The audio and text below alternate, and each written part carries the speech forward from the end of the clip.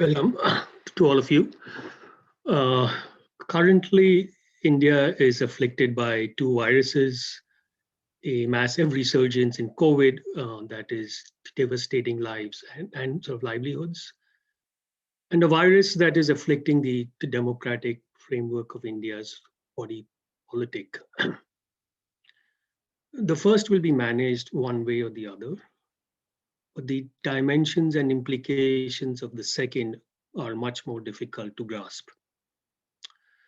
To help us understand these troubling developments in India, we are joined today by Pratap Bhanu Mehta, former Vice Chancellor of Ashoka University and one of India's leading public intellectuals. It is not just the intellectual depth and clarity of his writings, but his steadfast commitment to speaking truth to power that has made him the moral conscience of India.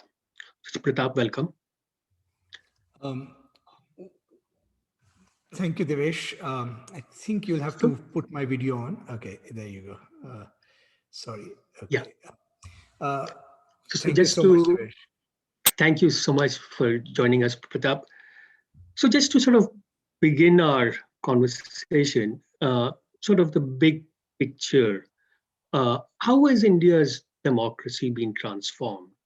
Is it a matter of degree, or are there much more fundamental and substantive shifts in the direction of India's polity that are taking place?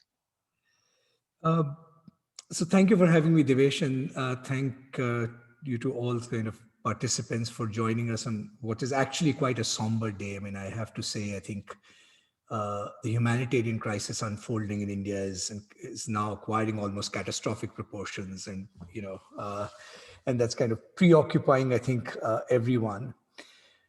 Um, I do think India is at a very significant inflection point in the evolution of its democracy, the 70 odd year history. And one simple way of thinking about it is to take 6 or 7 dimensions of what makes for a democracy and say, where does India stand on it? So there is no question, India is becoming a majoritarian democracy. It has become one where an ethnic majoritarianism is not just only the default political common sense, but it is being increasingly enshrined in law and policy, as we saw in the Citizenship Amendment Act, as we are seeing in spate of anti-conversion legislation, as we are seeing in the kind of intertwining of religion and politics, the politics around temples in India, for example. Um, so it is becoming a majoritarian democracy, more like an ethnocracy, as I think Milan Vaishnav has described it. Second, there is no question that civil liberties are under greater threat than they have been at any point, perhaps in the last 15, 20 years. You cannot count on the courts to give you basic protections like habeas corpus, like bail wherever necessary. The use of anti-terror laws like UAPA for ordinary political dissent, I think, is quite a troubling sign. You have the erosion of checks and balances. We all used to pride, both you and I edited books on this subject, on the kind of institutional framework of Indian democracy, the fact that power was fragmented across institutions, and the fact that that fragmentation would make the takeover of the Indian system so difficult, right? The Indian Supreme Court used to be called the most powerful Supreme Court in the world. It's arguably now one of the most survived Supreme Courts of the world. Increasing erosion of federalism, the transformation of civil society. I think it's the first time since India's independence that at a national level, you have the replication of what probably the CPM tried to do in West Bengal, which is the creation of a kind of party society, that all kinds of autonomous elements in society, universities, media, religious organizations, right, in some senses also now increasingly owe their existence and are dependent on a political structure.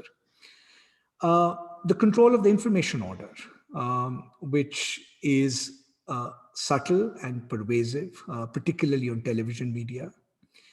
And last and finally, I think, in the context of present crisis, a certain kind of vigilantism that is being empowered in politics. We always used to say that the one thing that will keep India united is the fact that politicians are united as a class, right? That there was a sense of a kind of political vocation that cut across political parties, allowed for mutuality, sometimes mutuality in corruption as well. But I think it's the first time since independence that you have such a breakdown of the basic common decencies of political life that it's hard to think of India as having the characteristics of a successful democracy other than elections. But democracy, we know, has been facing challenges worldwide. Yeah. Is what is happening in India simply part of this global trend, or is it something distinctive? Uh, this is an interesting question. I mean, if you take a kind of Tocquevillian perspective and you want to say, okay, there's long range causes, there's short term causes, there's the comparative global context. I think the comparative global context certainly, I think, is a factor. I think in three respects. One, I actually do think the 2009 financial crisis and the way in which it made existing elites of countries around the world, right? Or all those who were part of the club managing global capitalism in some ways, I think quite vulnerable all at once. I mean, they were exposed to be plutocratic. They were accused of, in some senses, conniving with a certain kind of economic inequality. And as you know, the onset of the economic crisis, right, post 2009, which we tried to disguise through stimulus spending, that was the context that, of course, created, right, an opening for the BJP. So in that sense, that's one part of the international context. There's a second part of the international context, which was particularly true during the Trump years, which is that global norms do matter at the margins, I think, for states. And if the word goes around that part of what gets you into the big boys club is a certain kind of sort of indecency, you might say, there were no restraints left, actually, I think, in terms of global norms. Global norms have always been weak, but I think, if you were aspiring to be a respectable member of G20 or, G8 plus 2, at the back of your mind, at least, you had a sense that being in democracy was an asset. And now, frankly, the world system didn't, I think, care less. I think the third thing, I think the sense in which I think the global context, I think, does, matter is that, as you've written, I think that, if you look at the development since the 1950s, they, in a sense, move in somewhat global cycles. So, for example, the kind of anti-elitism, the kind of anti-intellectualism, the turn to a much more aggressive nationalism, and the idea that integration into the global economy, as we had thought of from the years from 1999 to, let's say, very recently, that whole project turns out to be a mistake. I mean, this is part of a worldwide global trend in some ways, right? So in that sense, I think the context matters. But I think in the Indian case, to my mind, if you want to broaden the lens on what's happening right now, maybe, the appropriate thing to ask is not whether this is the product of the last 5 years or the last 10 years. It's how does one place this moment in the kind of long arc of Indian nationalism and the development of Indian democracy? Because at one level, you could say, look, this kind of Hindu majoritarianism, in a sense, has been an incipient undercurrent in Indian politics since 1857 in some ways. And we forget that it was successful along with its kind of alliance with, Muslim separatists in a sense, creating the first major failure of the Indian project, which was, in a sense, the strategic unity of the subcontinent and the idea that India could subsist as one nation. So, it was a very strong undercurrent. And that maybe it was a series of contingent events, the assassination of Gandhi, the political cover that partition gave, I think, India for 25, 30 years ago, where in the aftermath of violence, there was a kind of recoiling from repeating that kind of violence. Um, and then a whole series of contingent events like the emergency and so forth. That, there is a much longer, I think, ideological arc to Hindu nationalism than I think we as political scientists were often willing to acknowledge. And maybe we should do that counterfactual history, right? Maybe it wasn't Nehruvian secularism that was destined to win in 1950. That was the accident, right? And you're now actually seeing the working out of that much deeper arc of Indian nationalism and India's civilizational conflicts. Let me just take you up on this, to push you a little bit more on this. So combining religion and politics has always been a toxic, and partition, Punjab in the 80s are two manifest examples. But we know, as you just said, that in recent decades, religious politics has evolved around the majority religion, around Hinduism. So can you give us a sense of what are the changes in Hinduism itself, in the nature of Hinduism, that have driven majoritarian politics? Is politics impacting Hinduism, or is it the other way around? Or are they just, feeding off each other? Gosh, this is a very tricky question. I mean, Hinduism in like 5 minutes, if one can actually get one's head clear on how one characterizes it. So I think the way to think about it is as a conjuncture of two forces. So one, I think there was a process underway, I think, from the late 19th century onwards, right? Where the question of Hinduism's political identity comes on, as it were, the political agenda. I mean, I don't want to get into the debate of sort of pre-British Hindu consciousness and what it is and all of that. But the political anxiety, simply put, was that a narrative that basically said that Hindus had been deprived of political power in the subcontinent for the most part for 1,000 years or so. This is the narrative Prime Minister Modi reiterated when he laid the foundation stone at Ayodhya. And the first political objective of any Hindu or Hindu politics has to be to make sure that this political power not just remains in hands of Hindus, but it remains firmly tethered to the way in which they define their interests, right? So it means demographic majority, and in fact, the census for the first time in the context of democracy allowed the creation of notions of demographic majority and demographic minority, right? Conversion, why is it such a big anxiety for Hindu nationalism? Again, related to sort of, demography. And so this big political project, right, of consolidating Hindus as a political identity, and in Savarkar's was almost as an ethnocracy. This was not about religion. This is not about spirituality. It has actually no ethical content other than the quest for power by a community that is united in its mission.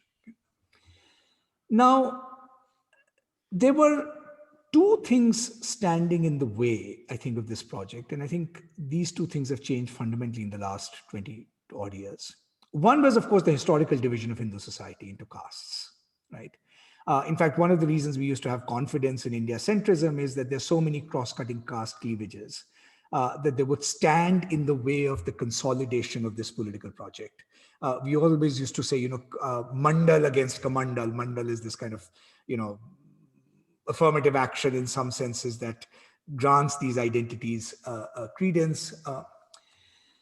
Now, I think something very interesting and quite profound is, I think, happening in caste politics in India, in a way in which it is no longer the kind of natural resistance to the consolidation of Hindu identity that we used to think 20 years ago. And I think, in brief, I'd emphasize, I think, two aspects of this caste politics.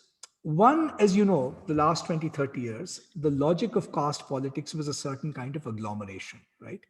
Which is new caste identities were created, Dalit, parties, for the BSP, for example, or even Mandal-based parties, the SP, for example, which consolidated, right, lots of different jatis into a self-conscious political movement with sufficient clout, right, 15 to 20% of the vote.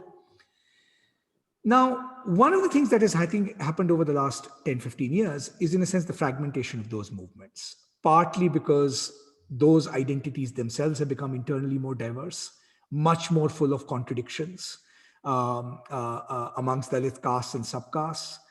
And so it is possible in some senses now to, in a sense, de-agglomerate those identities and make them available for new forms of mobilization. So I think that's I think the first, I think, and I think you have some evidence, I think, in voting patterns, right? Obviously, the fact that the BJP itself took a very successful turn to positioning itself as at least not just an upper caste party, I think partly facilitated by Prime Minister Modi's own kind of persona and the ability to produce a certain kind of identification.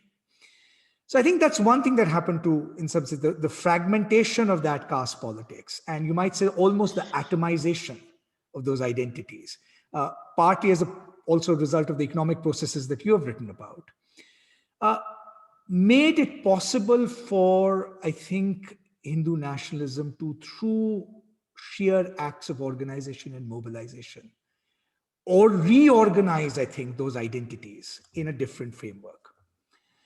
The second thing that I think happened, I think, ideologically, which I think is in a sense also interesting, which is that, so Hinduism, the joke always used to be that it's defined by orthopraxy. I mean, there's like myriad sense of practices, different forms of religiosity. And those forms of religiosity were never, in a sense, organized in a political frame. In fact, it used to be often the case, if you look at the secularism literature of the 80s, as Ashish Nandi used to say, the more secular you were, the more likely you were going to be communal. I mean, that, ethnocratic nationalism was a kind of invention of secular India. It wasn't an invention of religiosity.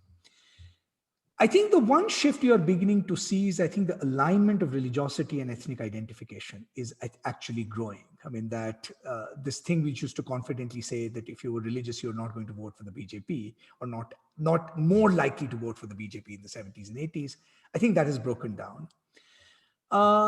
And what you are actually beginning to see, I mean, which is to my mind quite remarkable. And again, if you look at, that image of Prime Minister Modi laying the foundation stone at Ayodhya temple, is this remarkable, I think, attempt to bring together what were these myriad cross-cutting, diverse Hindu civil society religiosity organizations under one sort of political umbrella, right? And we can talk about how this might have happened. But the fact that the BJP managed to actually convince a large number of Hindus, right, that in a sense, being religious was being declared a crime by secular India, which frankly was patently untrue. I mean, I don't think there was any moment where anybody's religiosity was under threat in India, right? But the fact that it managed to say to them, look, this form of religiosity is going to be treated as a kind of second-class ideology, a sign of reaction, that there's this bunch of assorted leftists, Marxists, and so forth, who are going to stigmatize Indian culture, which is primarily defined by its religiosity or significantly. I think it managed to actually pull that sort of sense of victimization off quite successfully. How it did it, what are the means it deployed. So you are now in a situation where both, I think, as it's well, socially Hinduism is, it's so ultra fragmented at one level, right, atomized, that it's available for new forms of mobilization and kind of configuration in the kind that, for example, the RSS wants. And on the other hand, right, I think a form of religiosity that feels so insecure about its own ethical convictions, that it is willing to sign up to the thought that the only thing that you need to, in a sense, get to God is consolidate political power. Pratap, just somewhat shifting, Yeah. you know, we've always sort of thought that sort of institutions provide the checks and balances that provide the ballast to stabilize systems of government, right? Uh, 2 decades ago, you and I were worried about that the guardrails of India's public institutions were weakening, and we wrote a book about it. Uh, uh, the book did much better than India's institutions, and we revisited the issue in 2013, this time with Milan Vaishnav, just prior to the 2014 elections. Uh, so, to use an analogy from more recent days, was India's democracy already suffering from numerous comorbidities, which made it much more susceptible to the populism virus?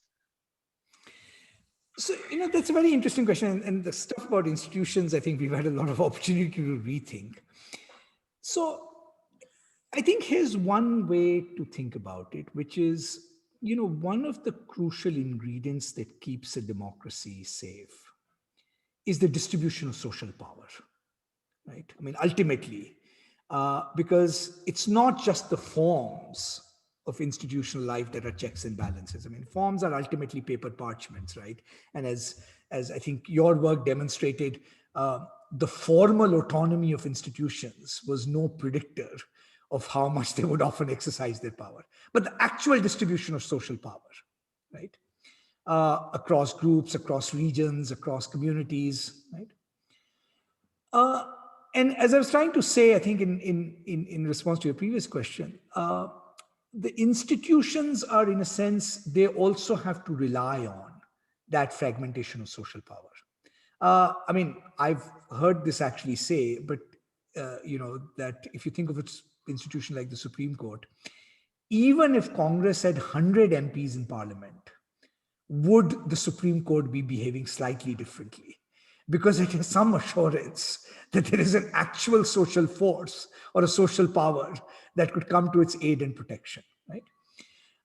So in that sense, I actually do think institutional checks and balances don't work without an actual distribution of political and social power somewhere. I think, I think in the polity. The question of comorbidities, I think, is an interesting one. And let me connect this one to this point about institutions with an example. So, one interesting thing to think about is whether the model that the BJP is using, many of the elements of this were already perfected at the state level, right? So, presidential style, presidentialism, investment in a kind of leadership blind principle, right? And as you know, states have always had kind of strong leaders in some ways, right? It's state politics has always been presidentialized. State legislatures have always been much more marginal, right? um, a touch of ethnic politics. So you use regional identities, right? In some ways, I think Maharashtra was a good example of that. Tamil Nadu, in some ways, where both parties tried that kind of strong leadership principle with an ethnic principle. And the third is what our friend Arvind calls sort of private welfare goods, right?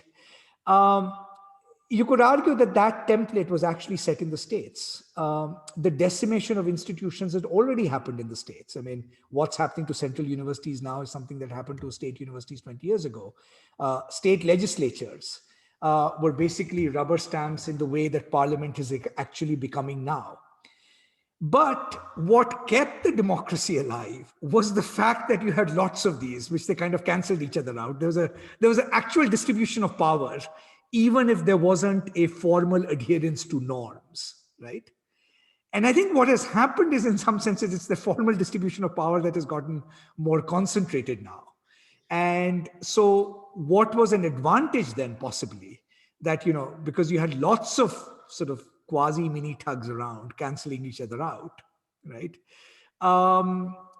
Has suddenly, in a sense, the brittleness of that democracy has been exposed, right? Once power became consolidated. But looking at another institution, uh, what is the role of political parties in this story? We sort of think that, look, for a democracy, of course, elections matter, and political parties are a matter like for elections. But we know that most of India's political parties for quite some time have been run like family owned businesses. And ironically, it's political parties at the ends of the ideological spectrum, the CPM and the BJP, that have more intra party democracy. The BJP's victories are, of course, in part due to its own strengths, but perhaps even more so because of the weakness of its opponents. Why has the institution of political parties, and I guess it's epitomized by the Congress, hollowed out, and why and how does it matter for India's to the democracy? Well, that's a very good question. I mean, and as you know, of course, political parties are absolutely central to the functioning of at least modern representative democracy systems. Um, I think the three or four things that I think, one should think about in relation to India's political parties, right? So one is, one of the things that both the CPM and the BJP have in common. Although there's no comparison in terms of the scale of their impact, but is, you know, the BJP is a political party, but it's also a political party that's hitched to a social movement. And if you look at the Congress, right, both as a nationalist movement and maybe the early days of the Congress, 1950s, and then it kind of begins to dissipate. Uh, Congress was not just a political party then. I mean, Gandhi thought Congress should disband as a political party, but it was not just a political party. It was a veritable social movement. I mean, it's reconfiguring our imagination in film, in art, in, social mores. It has a whole grammar in some senses, right? A dress code, right? And one of the, I think, lessons, I think, of when I look at the kind of Congress's success in those days in the nationalist movement, in the BJP's now, is that those political parties in the long run are more vibrant and successful, that do not just rely on a kind of sociological determinism, where they say all we need to do is get the arithmetic right between two communities or three communities, and the votes are ours. Congress generated a new Indian identity in the 1920s, 30s, and 40s with all its kind of challenges and problems. And the BJP has a very generative conception of Indian identity. It's not, of course, it uses political arithmetic, caste arithmetic very intelligently. Any political party would do. That's part of your technical repertoire.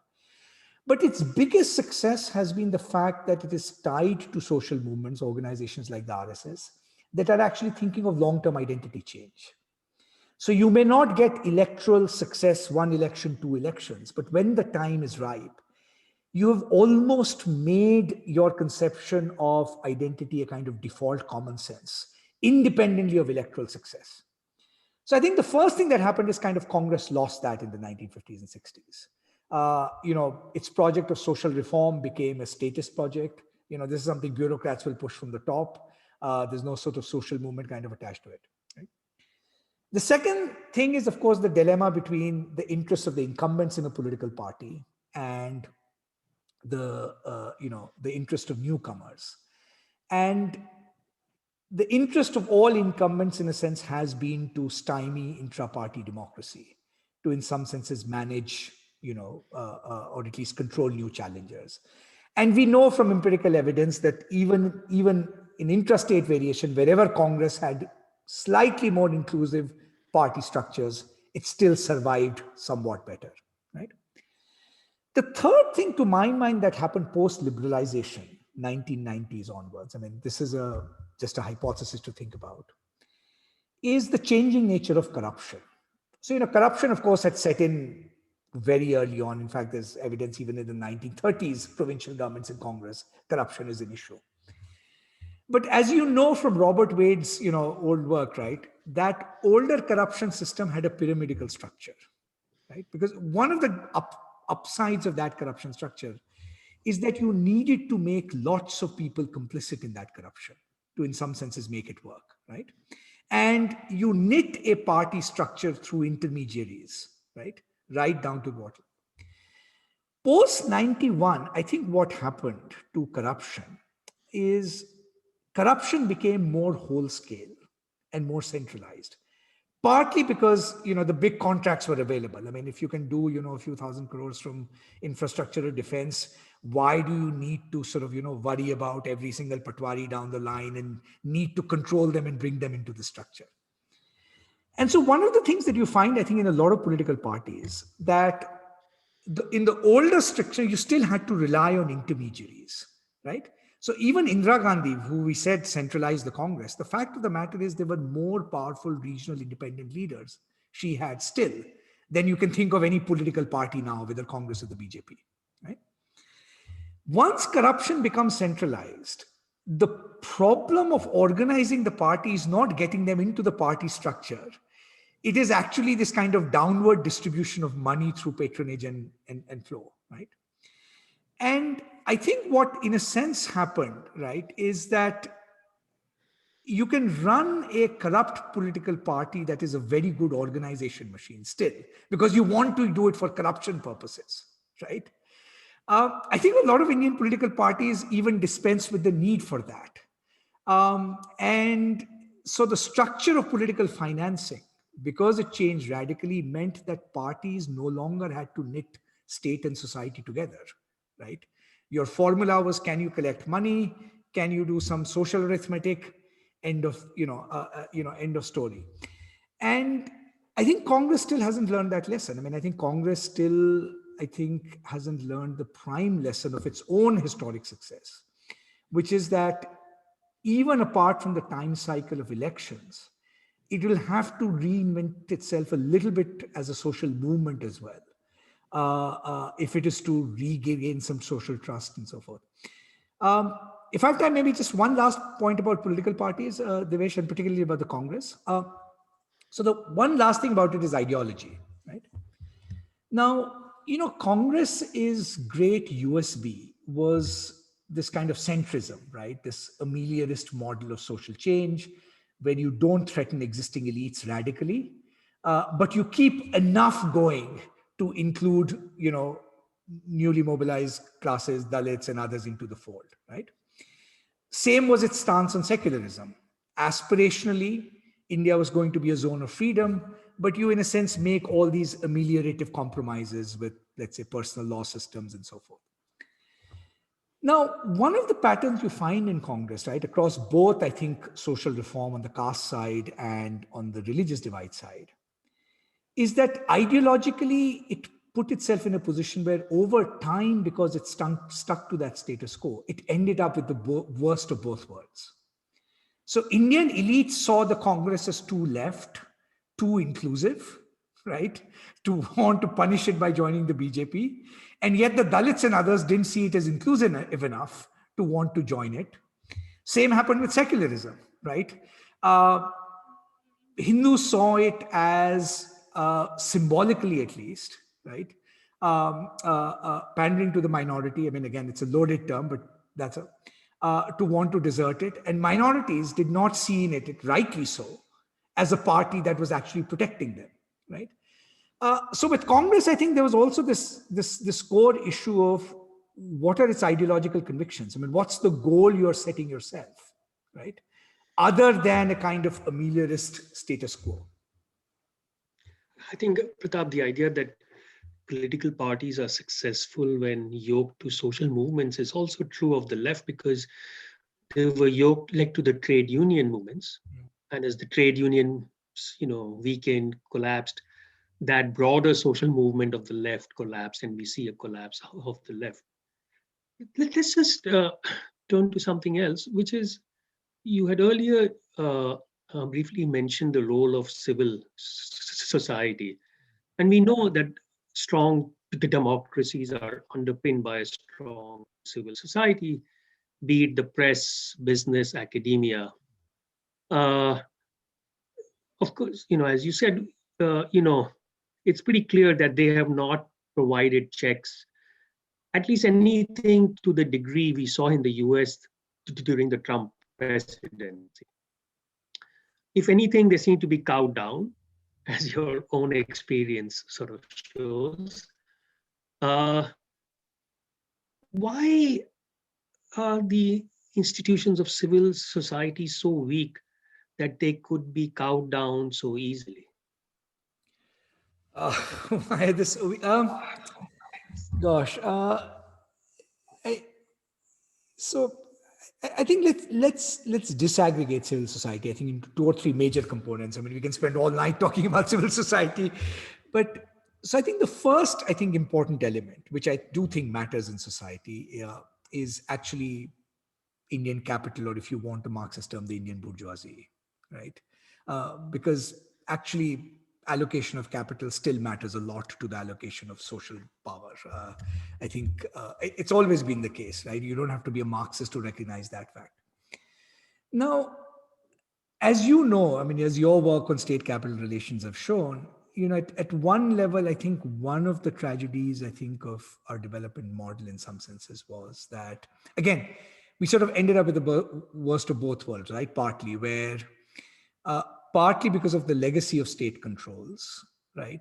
We created a model of state capital relationship where, at least in the initial years, the state was the capital was very subservient to the state, and rightly, it was also not even developed as a class. I mean, India was a capital deficit country and so forth.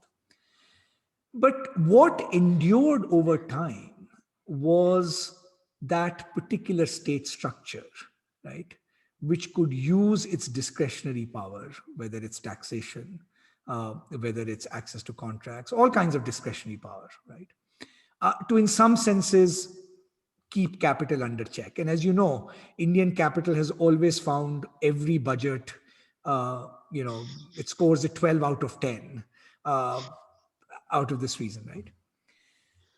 Uh, I think with this government, I think in particular, to in a sense be fair, and you can see this model. I mean, I think they have China in me in that sense, right? Which is that there is a very symbiotic state capital relationship where privileged parts of Indian capital, particularly big capital, still relies on decisions made by the state and discretionary power by the state to shore up its. And if you're not part of that system, you actually feel vulnerable. And this government has made it clear that it will make people feel vulnerable. Again, there are precedents to this. Congress used to also do it occasionally, but I think it's the message has gone out to a more systematic level. So in that sense, there is no independent capital to sort of defend, and you don't have the surrounding institutions that you can rely on. I mean, it's not like if the state goes after you, you can confidently say the courts will come to my rescue. Right? I think the second thing about the state capital relation, where I think it is particularly important at this juncture, is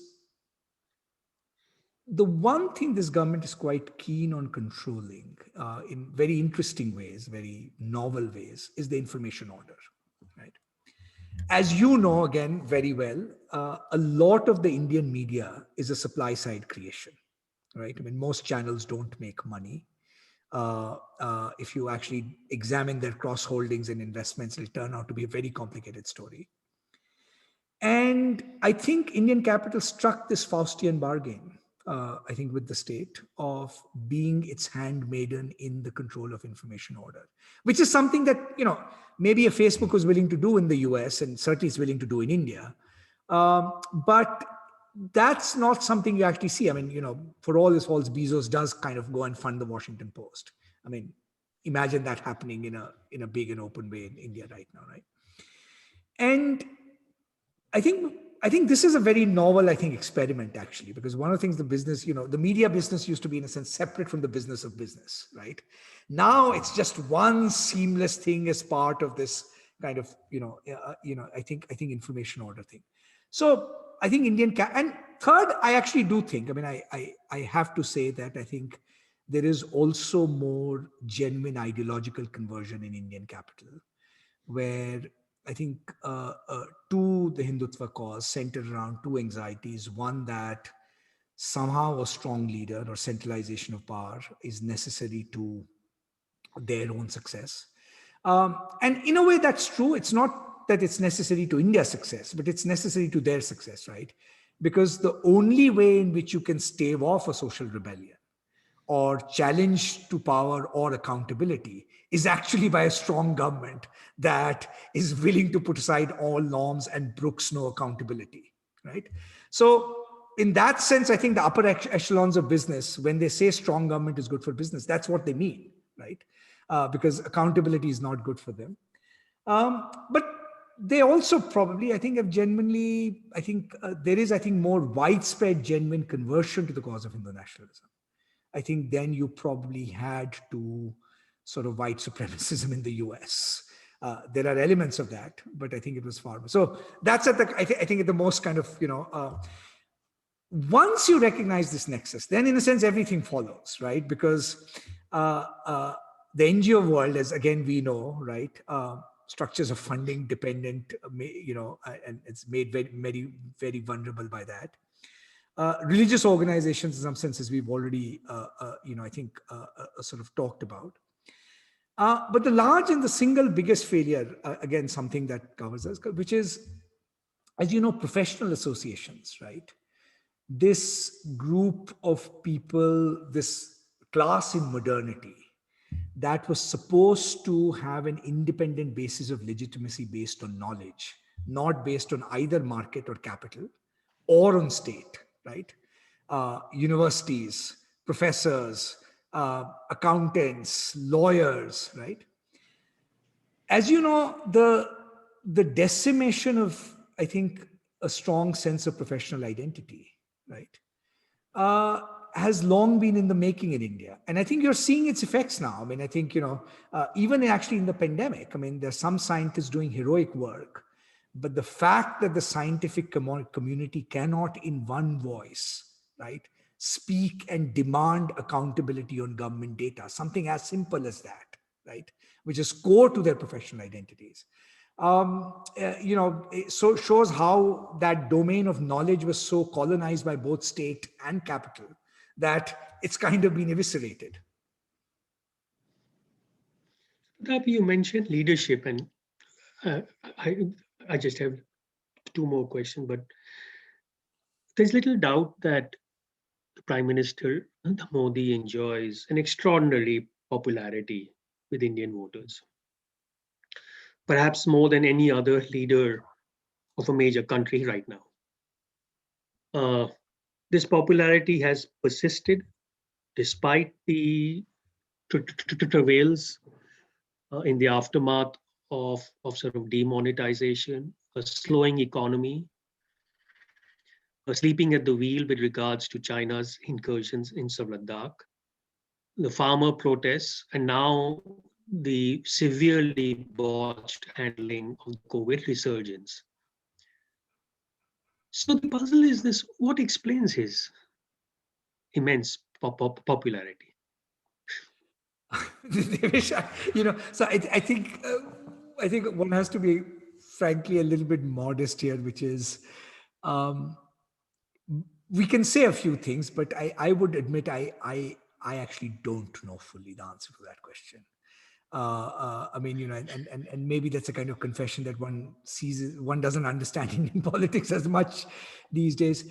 Look, there are three or four kind of, I think, very obvious things, right? I mean, one, of course, I think the sense of identification he produced just out of his own biography and story. And I don't think one should kind of underestimate. That's always been a very large part of the way in which Indians relate to their leaders, and all different elements of it. The fact that he gave up his family, the fact that he rises from humble origins. I think an extraordinary political knack that he did have. I mean, I think people do underestimate, and now particularly, I think when I think there's more anger about his handling of the COVID, but I think. The way in which he could be all things to all people, this in a very different kind of way, right? Third, I actually do think there is a kind of will to nihilism among certain of India's elites. I mean, the things you and I think would detract from his popularity, right? Repeated lying, for example, repeatedly be caught out. is actually part of the lure. I mean, it's part of the lure in the sense that it goes to the image of a strong man who brooks no restraints, right? I mean, only weak persons will be bound by the truth, right? I mean, come on. I mean, it's the kind of phenomenon that I think Hannah Arendt very powerfully described in the last sections of Origins of Totalitarianism. I have to say that. I mean, every time I read those passages, right, where the exposure of a lie, she argues, actually produces more cynicism, and it doesn't expose the kind of a quest for an alternative to truth. So there is that. There is the sheer social movement and organization. Let's not forget the fact that Modi's success is partly dependent upon, and it's a symbiotic relationship with the RSS and the BJP. I mean, I think we sometimes underestimate how much that social movement and the fact that he has such an extraordinary political party now behind him, right? In a sense, it's part. I mean, you have to just see the BJP's messaging, right? How consistent it is. So you could have that. I think the absence of alternatives in one very particular way. I mean, I think, as Rahul Gandhi has shown in the last 4 or 5 months, I think on many policy issues now, he's actually turning out to be presciently right and correct in our time, particularly on COVID. If you just track, his statements, they were sort of ahead of the curve. But the one strike that has always been against him, right, and any alternative leader at the center is, or rather 2 strikes in one sense. One, the inability to take decisions. That if you are not seen as a person who's being able to take decisive decisions, even in the context of your own party, right? You're not kind of holding it together. I mean, you don't even have a party president yet, right? It's actually very hard to kind of compete on that decisionism plane. No matter how right your convictions are and how well, I think, intentioned you are. The second thing, I think, which is true of the PM, and that's the in a sense the nationalist part, right? Which is that, when you have this degree of, I think, political atomization, the ability to convey that I'm going to make you part of something larger, right? Which is what essentially nationalism does, right? I'm going to inflict pain on you, but even in your pain, I will sort of dignify you by making you. I mean, during the demonetization, right? The ability to say, yes, I'm inflicting pain on you, right? It's hard to oppose that kind of a politics with simply a politics of conventional social interests, right? I mean, it's almost that people are kind of dying to escape this dead end mundane reality of interest that you and I as political scientists are interested in. I mean, there is a kind of vicarious living, vicarious thrill. I mean, sure, China might have taken a bit of territory, but, we did manage to do Balakot. We did, the sense of vicariousness, I think, that nationalism produces, where its ability to create an alternative reality, right, that produces these incredible affects in us. He's a master at that. So the point is not that he lies. The point is that lie shows the ability to create an alternative reality. I do hope, and I think there's some evidence that I think this COVID crisis may finally, at least, put a little bit of dent in that, although I won't put it past him to give a speech, 3 weeks from now after the worst is past, crying, shedding tears. But, I think there is a kind of will to nihilism in, I think, sections of India of the kind that I've not seen, certainly in my life. Pratap, we're going to open it up to questions, but my last sort of question, which is, so where do we go from here? So where does India go? The changes you outlined in your opening remarks, do you think it'll go much further? Is there a possibility of change coming from within the BJP Sangh? Because in general, they have been opposed, at least the the RSS has been opposed to the cult personality, but has been very much part of building up this cult. Opposition parties, social movements, civil society. Finally, what about outside pressures? So, say the Biden administration, as you know, uh, progressive groups which are usually critical of the US intervening abroad are happily pushing Biden administration to press the Indian government. If that happens, will it help or will it backfire? So the second question first, which is the easier one. Look, you know, you can be a very committed advocate of democracy and human rights, but you have to recognize the reality that any American positioning is almost always aligned to geostrategic calculations. So the idea that the US will censor India but not Saudi Arabia equally. I mean, let's not pretend that American government intervention on human rights matters can be actually de-linked from its geostrategic calculus. So it's not going to be an exercise in either principle, never has been, right? So that itself, I think, makes it suspicious, I think, in some levels, right? Which is, are you simply handing a tool to kind of beat on? And second, I think it's broadly, I think, right that, that this has to be, in a sense, an internal battle. It doesn't mean, I think, that civil society intellectuals should not preserve the space for speaking the truth. I think one of the reasons the foreign media has been more important with all its excesses is the fact that there are kinds of pieces that could not be published in Indian media anymore. That's the truth, right? So to the extent that I think we all do our kind of professional duties of articulating the truth as powerfully as we can, I think it's one world. I think they're kind of allies. But I think American state and entwining it with that, I think, frankly, it's a little bit of wishful thinking to think that it's not going to come with geostrategic considerations, and therefore not going to, in a sense, play into the hands of the very forces you're trying to stymie. I mean, the last thing you want to, they can turn this into a kind of victim card, right? Right. And looking at that long arc of history of American foreign policy and human rights, I would not want that to be the arbiter of India's destiny. I don't think it has the power to, nor do I think it's going to help.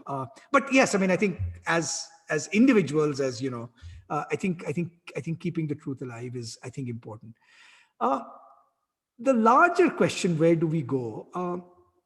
So this is going to be a long haul. I mean, look, can BJP lose or do badly in the next election, or at least its power be reduced? That's, I think, a contingent question. Frankly, it'll probably take a couple of really massive shocks to do it. Even then, maybe not. I mean, we don't know. Maybe COVID depends on how the economy does. But I'm not very sanguine that those shocks alone could do it, because shocks can actually produce a different kind of political psychology as well, that in a sense digs even deeper into reservoirs of cynicism. Why do I say it will be a long haul? Which is, forget Mr. Modi for a minute. Look at now the power structure of the BJP. I do not buy this argument about a rift between the RSS and Mr. Modi and all that. I frankly think it's a convenient fiction that serves both of them. They are hand in glove. The RSS has never been against the cult of a personality in politics, by the way. It's always been a cult of personality in the organization, but never in politics, which is why they also loved Indira Gandhi. Look at in a sense, the next generation, right? When you look at the future of the BJP 10 years from now, who do you see? Amit Shah, mid-50s, Yogi Adityanath. That's the future of the BJP.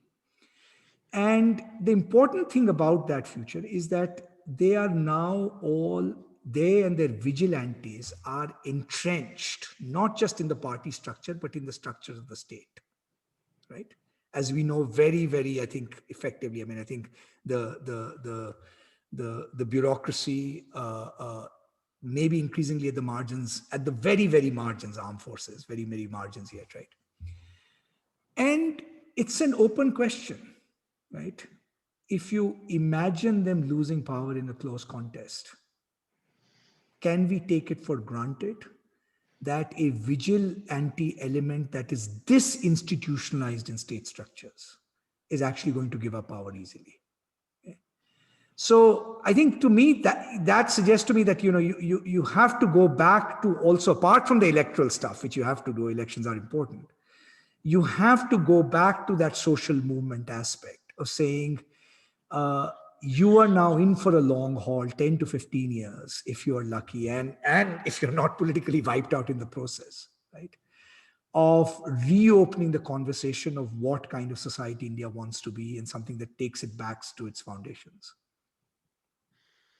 Pratap, if you have a little time, we have lots of questions like for you. Sure. So I'll just read them.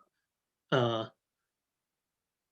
uh, so uh, there's one by sort of Millen, Yeah. and says in the new book on the emergency, Jaffrelot and Pratinav argue that Indira Gandhi did not have to innovate very much during the emergency because the tools of repression were already there at her disposal.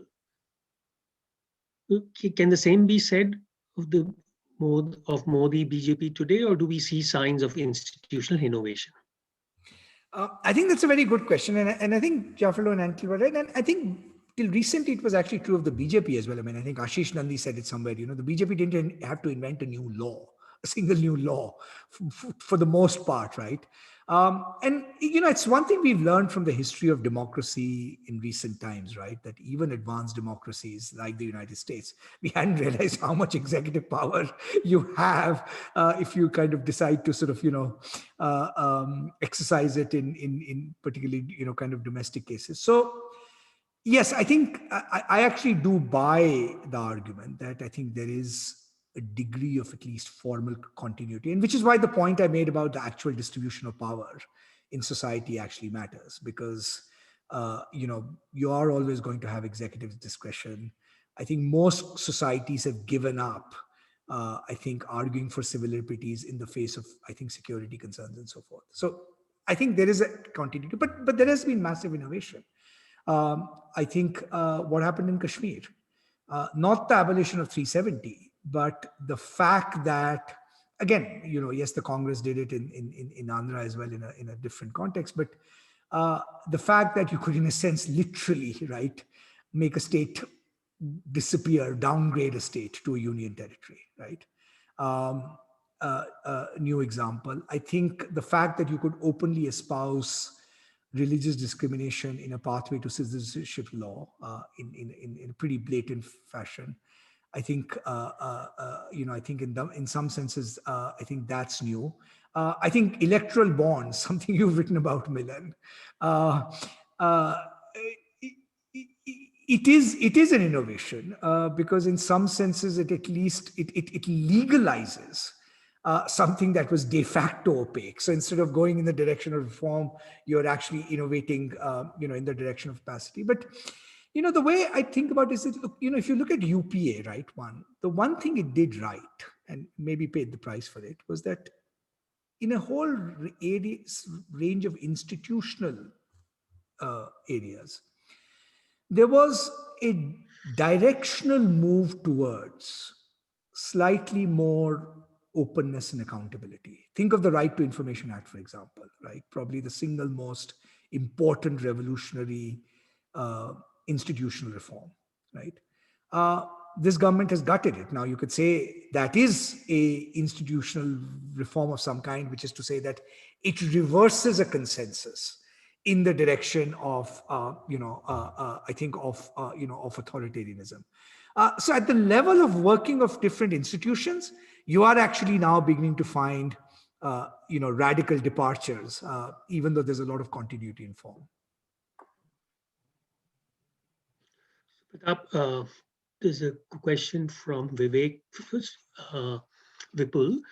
In the context of Modi's use of his Bangladesh visit for electoral purposes, how do you think that domestic ethno-nationalism in India will affect South Asian geopolitics, or will it at all? No, so look, one I think important point to remember, I mean, Joshua is listening, so love to hear his views at some point on this, is that, modern South Asia history is the entwining of ethnopolitics and international relations within that context. I mean, the India, Pakistan, India, Bangladesh, India, Sri Lanka, all these relationships cannot for a moment be disentangled from the complex histories of ethno-nationalism in each of our countries, right? And I think the fact that, again, if you look at the contrast from, let's say, 7 to 10 years ago, right, where at least India's democracy seemed to be on the ascendant.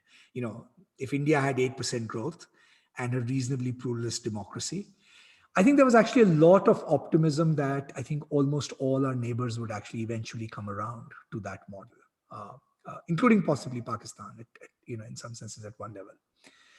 Now, the common thread, I think, where it'll affect, and this is common to all our countries, is South Asia as a whole. Each one of our countries, Pakistan, India, Bangladesh, Nepal, Sri Lanka, needs to move away from a model of competing ethno-nationalisms, right, to a constitutional culture based on respect of individual rights and liberties. Because that's, I think, the only peaceful way in which you can resolve, I think, differences within us, within our societies. Think of South Asia as a zone of freedom, not just as a collection of competing communities. Insofar as the Indian model, right, gets impugned, it is going to get impugned in Pakistan and Bangladesh as well.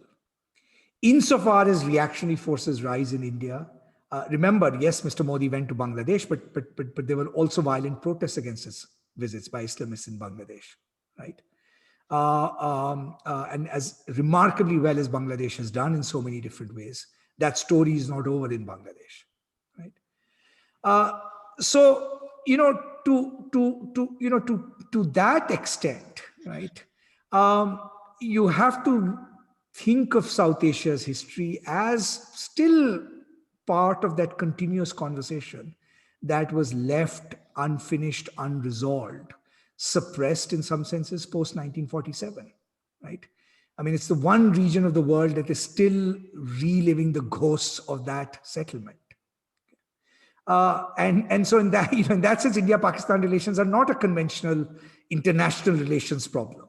I mean, there is an element to that. Pakistan is a proud, independent, sovereign state, but it'd be hard to pretend that this is just a conventional international relations problem. So perhaps there's a question from Harry Blair.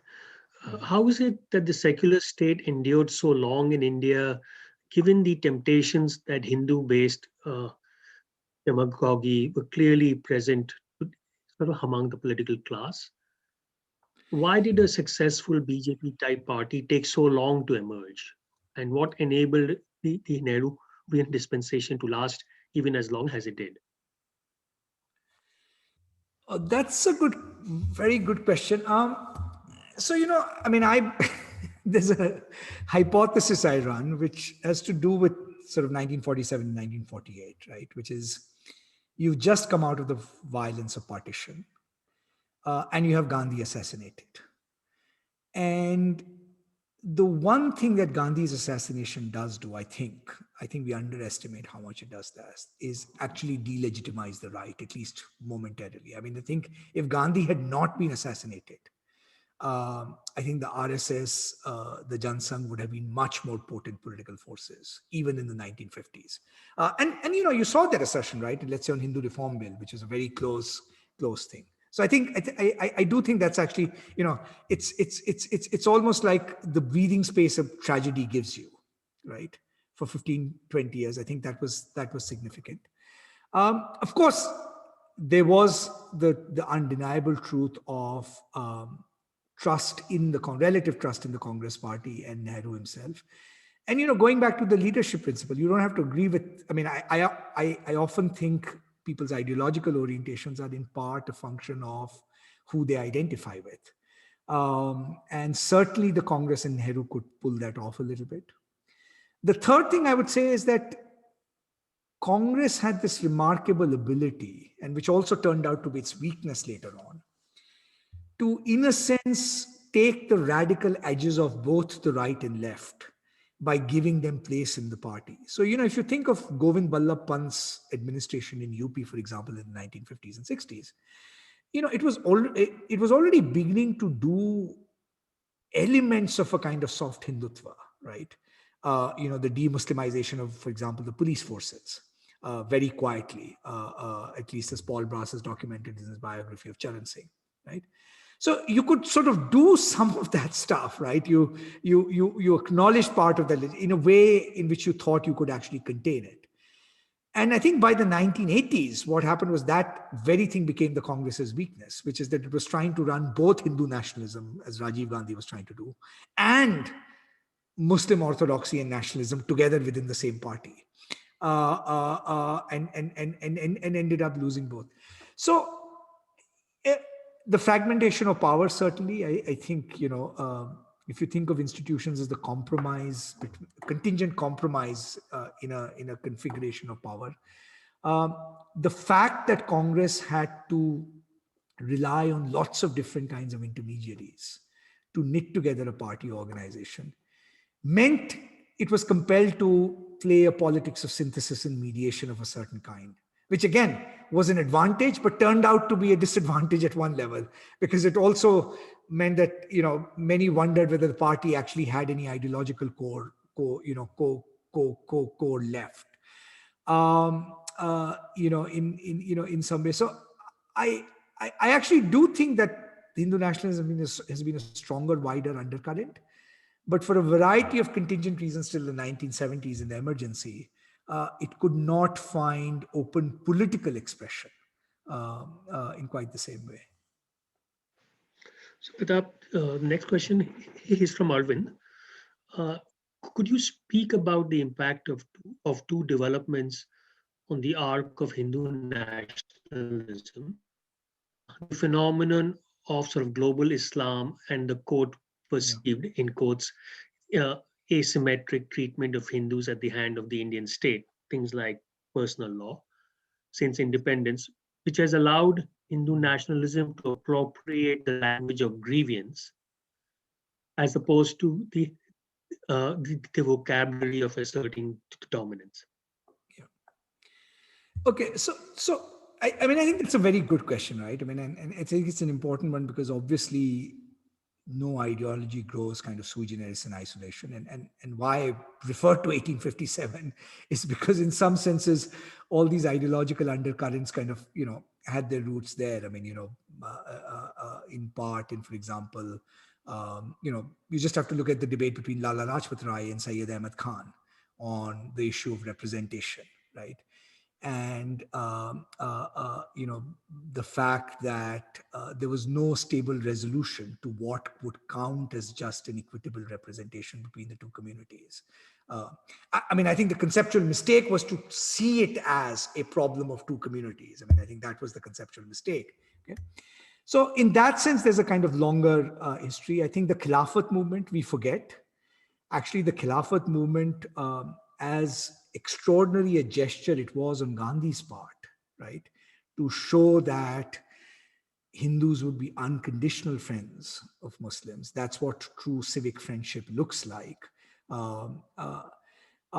There is no question that the Khilafat movement also then led different political leaders to draw communal conclusions. The Hindu right to draw that, Gandhi was in some senses going to appease minorities. It also led, by the way, many leaders like Jinnah to think that, he needed to create a kind of new ideological basis to shore up its political power. So that's already kind of the complex interaction with pan-Islamism. And by the way, every major figure of that time, from Gandhi to Savarkar to Lala, has to contend with, in a sense, the Khilafat movement and its legacy. So this is actually, in some senses, a very long history. Now, I will be a little careful about the post-independent story, this perceived asymmetry that you talk about. One, my take on the personal law question is a slightly different one. I mean, by the way, I do think personal law reform should have been undertaken. I mean, and I do think Article 14 and 21 as the kind of yardstick by which to measure the justice of all laws that the state enforce, I think should be pretty consistently applied. But the issue was in some senses not that, right? The issue is, look, the Indian law also provided for the legal consolidation of Hindu identity. Right? Just ask Sikhs, for example, right, who would actually consistently argued that they were subsumed under a Hindu legal identity. Okay? In fact, modern Hindu identity is a creation of the state, political identity, because the state creates the category in some senses of Hindu, right? And the challenge in India has always been that the majority and minority will always constitute each other. The minute you create one category, you cannot but in some senses create majority, right? Post 1950, and I agree with you. I mean, that, Congress was sort of stuck in a sense in this modus vivendi, which preserved the status quo. I mean, 1980s, I think classic example, I think was the banning of satanic verses, which was a cowardly act. And I think it set the template for assaults on, I think, free expression and free artistic expression in India, right? So you have instances like that. But I think two things. One, the model in the 1950s, I think, was not that the Hindu state would apply its power asymmetrically over Hindus, not over Muslims. It was that if you think of the Indian state applying power over Hindus, it was more like Hindus applying power over themselves, because the only modicum or agency of reform in Hinduism was through, in a sense, collective democracy, right? So when Parliament was reforming Hindu law, it was Hindus reforming Hindu law. It was not just a kind of secular state reforming Hindu law, right? And ideally, what should have happened in a sense is in a sense a kind of parallel democratization of the Muslim Personal Law Board or something like that. So we can, the Indian state, by the way, did enact laws against conversion. The Indian state, by the way, did talk about cow protection in the directive principles of state policy. So you can always find these anomalies. But here's the most important point, I think, Arvind, I want to make, is in any democratic society, there will be these differences and there will be these inconsistencies and hypocrisies that will arise on all sides of the spectrum. There's plenty to go around, okay? But what we are seeing in Hindu nationalism is not a correction of these inconsistencies and hypocrisies. It's the use of them as a pretext to simply propagate hate and prejudice. Let's be very clear about this, okay? If, for example, your worry is, right, that the satanic verses was banned, that's an asymmetric application of the doctrine of free expression, then for God's sake, become a consistent defender of free expression, right? Don't avenge it, right? Okay. That is exactly what is happening. These things have become pretexts. Then you have the second fact that Devesh has very well documented, that you have this symbolic politics of articulation at one level, yet at the same time, the data is actually quite dismal, right? On Muslim participation in public life, increasing ghettoization, removal from common institutional life. By the way, not coincidentally, even in most supposedly progressive states like West Bengal, right? So this whole question of this appeasement, asymmetric treatment, Arvind, in our political language, this has become a pretext. This is not the cause. There's a difference. If it were a cause, you would argue for consistent liberal constitutional principles, right? You would argue for principles of non-religious discrimination. You would not say we are going to prevent Hindus and Muslims from marrying each other, okay? So that is, I think, an important distinction, because I think we've given the BJP too long a rope on that. They're using it as a pretext to say India does not have place for Muslims qua Muslims. When Prime Minister said this is 1,000-year history of subjugation, right? What is he in a sense saying? We need to erase the trace of that other civilization that also constitutes India. So, Pratap, this is a question from Hardik Gupta, and I'll slightly paraphrase his question. In the West, economic growth has coincided with lower levels of religiosity. Uh, in India, more rapid growth, we seem to be seeing almost the opposite. Is it the case that if economic growth, let's say, does increase, that you will sort of see India coming somewhere back to what we've seen in the West? So, this is a complicated question. And as you know, Devesh, I mean, there's that kind of Ronald Inglehart's recent kind of Right. book on, where India is an outlier in terms of sort of increasing religiosity over the last few years, or at least stable.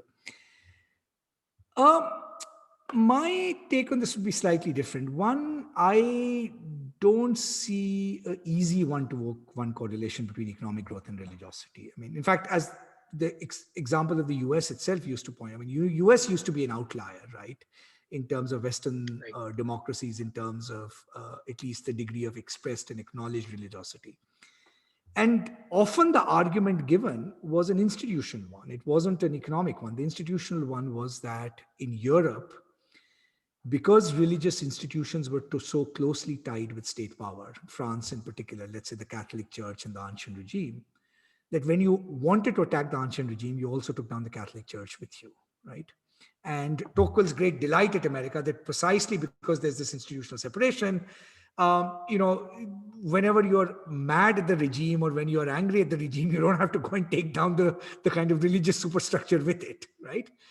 Um, so, in that sense, I think the institutional configuration actually of in a sense, religion, I think matters a lot. And I think actually that's one of the reasons I think why India was, I think, in some senses, an interesting case. If you take Hegel's quip, India was all civil society, no state. One of the interesting, I think, implications of this was that no matter what the state's religion was or what it sort of did, because there was a lot of these autonomous sites of the production, in some senses, of religious identities, right? Whenever there was revolt against state power because of bad economics or anything, it would not impinge on that velocity. So, and I think that's the thing that I think might interestingly change, right? Which is when you are now mad at Yogi Adityanath, right? I mean, if 10 years ago you were mad at Mulayam Singh Yadav or Mayawati, you would not be mad at the organizers of the Kumbh Mela. But if you're now angry at Yogi Adityanath, are you also going to be, and I certainly think in educated middle class India, that's a possibility, you're also going to be, mad at that connection that people are actually drawing. And which is why most of us think that if you want to protect religion, it's for protecting religion that you don't want to mix religion and politics, right? So I actually think that's going to be the bigger driver. I think the economic story will matter to the extent that insofar as there isn't right now another optimistic story around which to craft a political coalition, right? India rising in this, economic way or something. Insofar as I think there is more social discontent. If there isn't an economic story, then you can be 100% sure that the only political game left in town is going to be ethnic or religious mobilization. Because the other one isn't even an option. I'm not saying that economic growth alone will, I would not doubt the sincerity of the convictions of the RSS and the BJP, right? I think we underestimate that. But at least you would have an option, right? You would at least contest on a different terrain. But if you don't have an economic story, right, then your only political story is going to be to stitch a coalition through the generative construction of new identities. So, Pratap, a question from Dan Markey. You've asked and answered the question of whether how US policy might shape India's political trajectory. But should India's political trajectory change the way the US perceives India as a strategic partner? In particular, how are India's increasingly illiberal domestic politics likely to play into its foreign policy? Um, and this is an interesting question. So, look, I mean, I think at one level, I'm tempted to say, Dan, and you know this much better, that I think the primary determinants of India's foreign policy are going to just be its geopolitical positioning. Between China and Pakistan, and China in particular, I think, increasingly in some senses, that's the big sort of elephant in the room. And its primary objective is going to be to make sure that it doesn't suffer any kind of vulnerability or any other humiliation at China's, I think, hands, right? I think that's going to be the single most important sort of immediate sort of political priority. I mean, there are other foreign policy goals, of course, climate change and preserving space for India's development and so forth, right? But I think that's going to be the single most, I think, important one. And uh, to that extent, I think India doesn't have the kind of luxury that many other authoritarian regimes do. Because one of the characteristics of authoritarian regimes, right, is that they will deploy aggressive nationalism in foreign policy to shore up their domestic audiences, right? I think arguably it's even true of China. Now, you could say that India took a shot at it with Balakot 2000, whatever the legitimacy of the operations, India was within its right to defend itself. That there has certainly been a increasing use of, right, that kind of external aggression for domestic audience purposes. But I think the scope of maneuver that India has in doing that is actually pretty limited. So it will actually be, in foreign policy, pretty much tied down by its conventional challenges and geostrategic things. I mean, there's, how many operations could you do against Pakistan without actually risking, actually maybe even backlash from China, right? So I would guess that I don't think ideology is going to be a massive driver of India on the big decisions that it, in some senses, takes. I mean, you could argue, would it have made a difference, for example, in refugee policy from Burma? Maybe at the margins, although, even there, I think it's, I don't think any Indian government would risk domestic political capital on that. So I think it is the conventional realist geostrategic positionings that are going to drive that more than a significant kind of ideological shift. Partly because I just don't think we have the capability to execute anything, based on that ideological aggression outwardly. Pratap, I mean, just to support your point, I mean, the fact that a nationalist, under this nationalist government, India's defense to GDP ratio is the lowest under this BJP government in the last 50 years. Yeah. That's not the sign of a hyper nationalist foreign policy, at least, in a certain sense. The next question is from Abdul Sharif. Question is, in the context of Mamata Banerjee's letter to major opposition parties, would a coalition of parties grounded on regional pride instead of secularism or anti-BJism pose an actual threat to the NDA's electoral majority? It's two things. One, of course, like all good answers, one has to begin by saying it depends on the circumstances. I mean, there has to be some anti-incumbency mode. There has to be a sense that India is not doing well economically or something. But the more important point, I think, is if we are looking at a federal coalition at some point in the future, the federal coalition will work only if it has a long demonstrated record of working together. What do I mean by that? Which is, if these parties are serious, let's say Sharad Pawar and Mamata Banerjee and Stalin and, Pinari Vijayan, and all of them are serious, right? That of course having those states gives them a certain base from which to fight, gives them financial resources, very frankly. And you also bring kind of Congress into the fold, or some breakaway faction from Congress into the fold. You have to start working almost as if you were a single national party from right now. We have seen this, right? I mean, when parties come together 3 months before the elections in a contingent electoral alliance, I mean, it doesn't even gel at the level of kind of party workers and party leaderships, even if you are at the right. Because what the public will ask, right, is can this collective leadership actually work together? Campaigning together is important.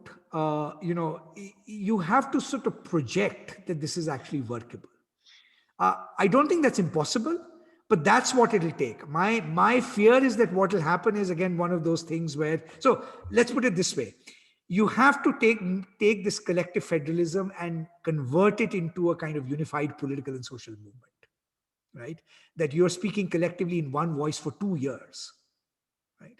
That people have the confidence that there is enough of an ironing out of their differences, right? That this is not going to implode. Because I think that element of a sort of a kind of national consciousness where elections are nationalized now, I think that's probably a permanent feature of Indian politics. So you've got to oppose a national vision with another inclusive national one, but it can't appear to be just an opportunistic collection of regional interests. Pratap, here's a sort of interesting question. What similarities and differences do you find in Israel's ethnic democracy and India's perceived move towards the same? This is from Sakshi Vadwa. Yeah, no, very interesting question. So, as you know, in a way, Zionism was actually a model for a lot of Indian nationalisms, both Pakistan actually as well, and as India. As I think Faisal's book very, I think, powerfully, sort of articulates, which is the open declaration of, it being a kind of ethnic state.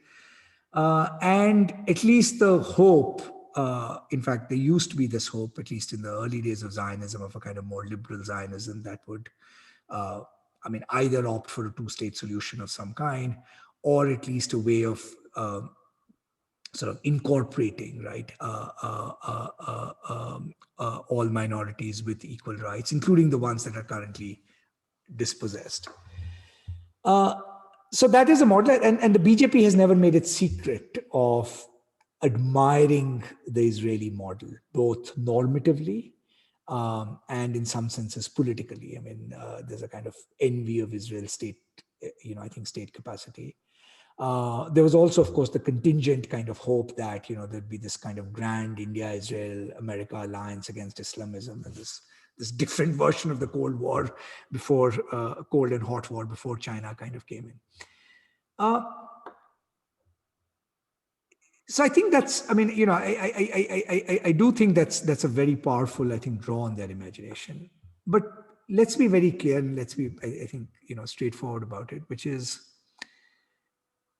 it is difficult to imagine at the end of the day any form of ethno-nationalism that does not produce exclusion on ethnic lines. I mean, that's its very nature, right? The only question is, does it do it violently, less violently, benignly? And in the Indian context in particular, right, I think the most important thing, because this is really, I think, the crucial thing, is that the success of modern liberal constitutionalism depends on, right, treating individual qua individuals, not just as member of communities. They are member of communities. Because in part, individuals are actually fighting for their freedoms, right? Within communities as well, as Arvind's question, the forces of orthodoxy and progressivism is a contest within communities. And unless and until you are committed to some kind of doctrine that says each individual, right, will have, the same dignity and same inviolability, right? Independently of whichever ethnic or religious group you belong to, right? The ethno-nationalism solutions are relatively unstable. And I think in the Indian case, precisely because it's diversity, right, is not likely to be a stable one. I mean, I think Pakistan is actually a good example of a kind of failed Zionism in South Asia in some senses. I mean, and I think Faisal's book very powerfully demonstrates that. So Pratap, there are a lot more questions, but we are out of time. I think the questions are in response to such a stimulating conversation and what you have to say. I hope we can take this as an IOU to invite you back again and to learn like more from you. I know that it's going to be a hard and difficult road ahead, but as long as there are people like you, I am still hopeful. So, so thank you again. Thank you all like for joining us. And Pratap, I'm deeply grateful as always for your taking the time to be with us. Thank you, Devesh. Okay, so be safe. Thank you. Okay, bye bye to everyone. Bye.